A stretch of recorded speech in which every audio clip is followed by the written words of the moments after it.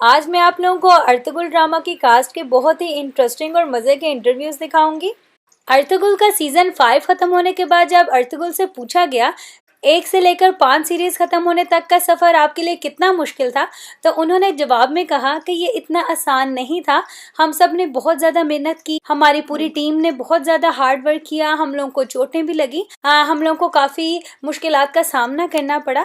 लेकिन उसके बावजूद जब लोग हमारे पास आकर हमारी तारीफ़ करते हैं या हमें अप्रिशिएट करते हैं, हमें आई लव यू कहते हैं, हमसे अपने प्यार का इजहार करते हैं, तो हमारी मेहनत का सिला उनके प्यार, उनके मोहब्बत, उनकी खलूस के ज़रिए हमें मिल जाता है। जब उनसे पूछा गया कि सोशल मीडिया पे आपको जो कमेंट्स आते हैं उनके बारे में आप क्या कहना चाहते हैं, तो उन्होंने कहा कि सोशल मीडिया पे मुझे जितने भी कमेंट्स आते हैं मैं वो सब रीड करता हूँ, क्योंकि पूरी दुनिया से मुझे कमेंट आ रहे हैं, पूरी दुनिया से लोग मुझे देखते हैं, मुझे पसंद करते हैं और मुझे आगे भी मजीद देखना चाहते हैं। मैं उन सब लोगों को रिप्लाई तो नहीं कर सकता, लेकिन मैं उनके कमेंट्स पढ़ना जरूर पसंद करता हूँ। फिर उनसे पूछा गया कि आपको सारे कमेंट्स की समझ आ जाती है, क्योंकि कमेंट्स जो है वो डिफरेंट लैंग्वेजेस में होते हैं, तो उन्होंने कहा कि मुझे सारे कमेंट्स की समझ तो नहीं आती, लेकिन मैं उनको ट्रांसलेट कर लेता हूँ। जब इनसे पूछा कि 5th सीजन के बाद क्या हम लोग नेक्स्ट सीजन एक्सपेक्ट कर सकते हैं, तो उन्होंने हंसते हुए जवाब दिया कि 5th सीजन लास्ट सीजन है, इसके बाद और कोई सीजन नहीं है। अर्तुगरुल की 1 से लेकर सिर्फ 5 तक सीरीज है, अब नेक्स्ट आगे इसकी कोई सीरीज नहीं आएगी। This is the last season.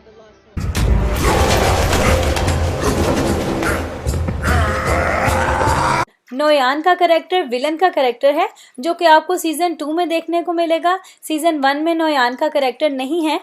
जब इनसे पूछा गया नोयान के कैरेक्टर के बारे में, तो इन्होंने बताया कि जब मुझे इंटरव्यू के लिए कॉल आई तो मैंने स्क्रिप्ट पढ़ा और मुझे वो बहुत अच्छा लगा और इंटरेस्टिंग लगा, तो मैंने कहा कि हाँ मैं ये रोल प्ले कर सकता हूँ। उसके बाद 2 महीने तक हमारी ट्रेनिंग होती रही और उस ट्रेनिंग के लिए हम लोग सुबह 8 बजे निकलते थे और 9 बजे हम लोग फार्म पे पहुँचते थे। पूरे घंटे का सफ़र तय करके हम लोग ट्रेनिंग के लिए जाया करते थे, रोजाना 2 महीने तक के लिए। और हलीमा बताती हैं कि शूटिंग इसलिए भी मुश्किल थी क्योंकि हमें उसमें घुड़सवारी करनी थी, हमें तलवार साजी करनी थी और हमारी प्रोडक्शन बहुत बड़ी थी और हमें ट्रेनिंग के लिए जो लोग दिए गए थे वो बहुत ही ज़्यादा प्रोफेशनल थे और हमारी जितनी भी ट्रेनिंग हुई है वो बहुत ही हाई लेवल पर हुई है। और मैं अपने आप को बहुत ज़्यादा लकी समझती हूँ कि मैं इस प्रोडक्शन का हिस्सा रही हूँ। इसकी वजह से लोग मुझे बहुत ज़्यादा पसंद कर रहे हैं, मुझसे बहुत ज़्यादा प्यार कर रहे हैं और पूरी दुनिया में मेरे काम को बहुत ज़्यादा अप्रिशिएट किया जा रहा है। लोग मुझे मेरे असली नाम से ज़्यादा हलीमा के नाम से जानने लगे हैं और मेरी फ़ैन फॉलोइंग भी बहुत ज़्यादा तेज़ी से बढ़ रही है।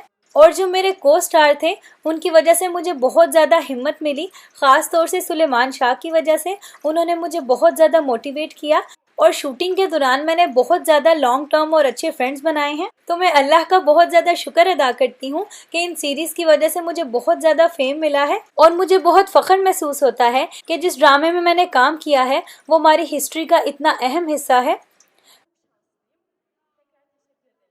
जब उनसे पूछा गया कि क्या शूटिंग के दौरान आपको चोटें आती थी, तो अर्तुगरुल ने जवाब दिया, बहुत दफ़ा मुझे चोटें आती थीं, लेकिन ज़्यादातर मुझे चोटें हाथ पर आती थीं क्योंकि मेरा काम तलवार से फाइट करना था और सेट पे कुछ लोग ऐसे भी थे जिन्हें बिल्कुल तलवार चलाना नहीं आता था, तो उनको मुझे सिखाना भी पड़ता था और उनको सिखाते सिखाते मेरे हाथ भी काफ़ी ज़ख्मी हो जाते थे और मैं काफ़ी दफ़ा ज़ख्मी हाथों से भी अपने सीन शूट करवाता था, लेकिन मैं किसी को एहसास नहीं होने देता था कि मैं कितना ज़्यादा तकलीफ़ में हूँ, क्योंकि अर्तुगरुल का कैरेक्टर इतना ज़्यादा पावरफुल था। तो जब मैं शूटिंग स्टार्ट करता था तो उस कैरेक्टर से मुझे इतनी ज़्यादा स्ट्रेंथ मिलती थी कि मैं अपनी तकलीफ भूल जाता था।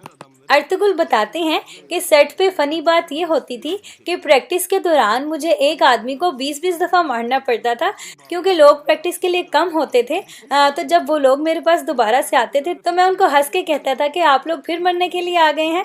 तो उसका ये फ़ायदा हुआ कि मैंने जो सीखना था वो तो मैंने सीखा ही, लेकिन साथ ही साथ उन लोगों ने मरने की एक्टिंग भी सीख ली, जो कि मुझे बहुत अच्छा लगा कि मैंने उनको मरने की एक्टिंग सिखा दी है।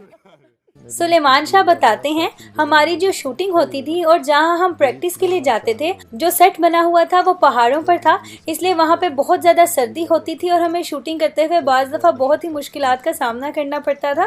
सुलेमान शाह का कैरेक्टर जिस तरह से दिखाया गया है उसको दिखाना बहुत ज़्यादा ज़रूरी था, ताकि हमारी आजकल की नस्लों और हमारी आने वाली नस्लों को पता लगे कि हमारी हिस्ट्री में कितने पावरफुल कैरेक्टर गुजर चुके हैं। Gönüllerimizi imanla dolduran Yüce Allah'ın 99 adıyla.